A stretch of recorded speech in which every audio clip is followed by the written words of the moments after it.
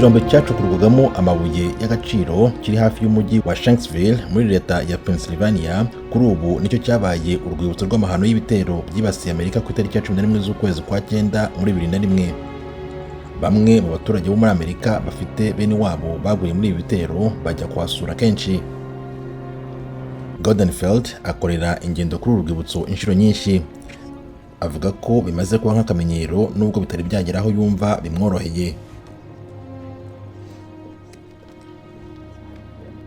Ntabwo byoroshye ariko kuri nge ni ngombwa cyane kuza hano.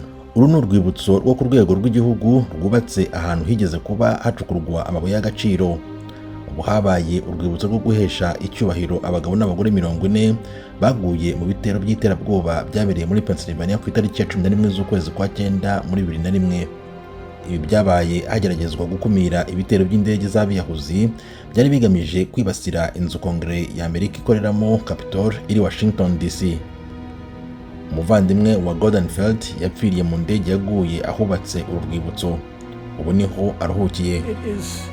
Rimwe na rimwe bigaragara nk'ibidasanzwe. Kera ibihe byarihutaga cyane aho abacu twakundaga baguye muri ibitero, kimwe n'ibikorwa byatwaye ubuzima bwabo byabaye nk'ikimenyetso gifite icyo gisobanuye mu mateka y'igihugu cyacu. Ariko ubu bisigaye bigoye cyane kubihuza no kugira ubushobozi bwo kwibagirwa abacu.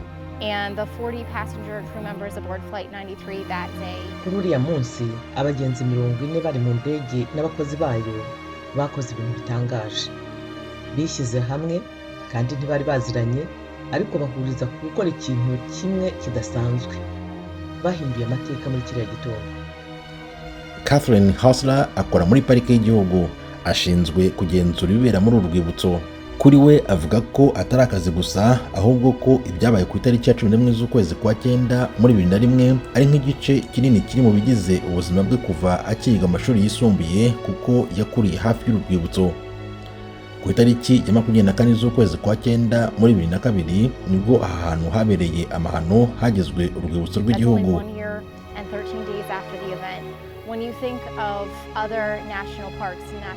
N'umwaka umwe gusa iminsi 13 nyuma y'aya mahano.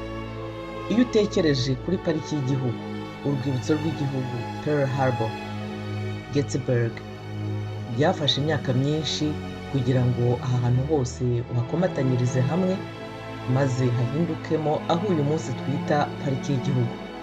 Umudepite uhagarariye leta ya Pennsylvania na perezida batekereje ko hari ikintu kigomba gukorwa kugira ngo aha hantu hakomeze habungabungwe n'imibiri y'abaguye mu ndege baharuhukiye.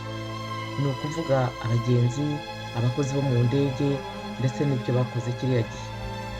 Uru rwibutso rwatangiye ari ahantu hato hazitijwe n'utuntu tw'utwuma, none ubu haragutse cyane ku buryo ruri ku buso bubarirwa muri za hegitari nyinshi, kandi kugeza ubu rukurura abantu babarirwa mu bihumbi baza kurusura buri mwaka. Tugereranyije nko mu bihe by'impeshyi, umunsi umwe kwakira abantu bagera 1000, naho muri wikendi dushobora kwakira abantu bari hagati y'ibihumbi 2 na 3. Goldenfeld hamwe n'indi miryango y'abafite abantu babo batakaje ubuzima muri indege bagize uruhare rukomeye mu bikorwa byo guhindura no kwagura uru rwibutso. Uyu mugabo Feld avuga ko buri gihe yatekerezaga ko inkuru ya mukuru we wapfiriye aha hamwe n'abandi bari kumwe itagakwiye gusa kuba nk'ikintu abantu bumva gutyo gusa bikarangira, ahubwo ko yatuma barushaho gutekereza ku byabaye. Tim Harris Shimwe, Ijwi ry'Amerika.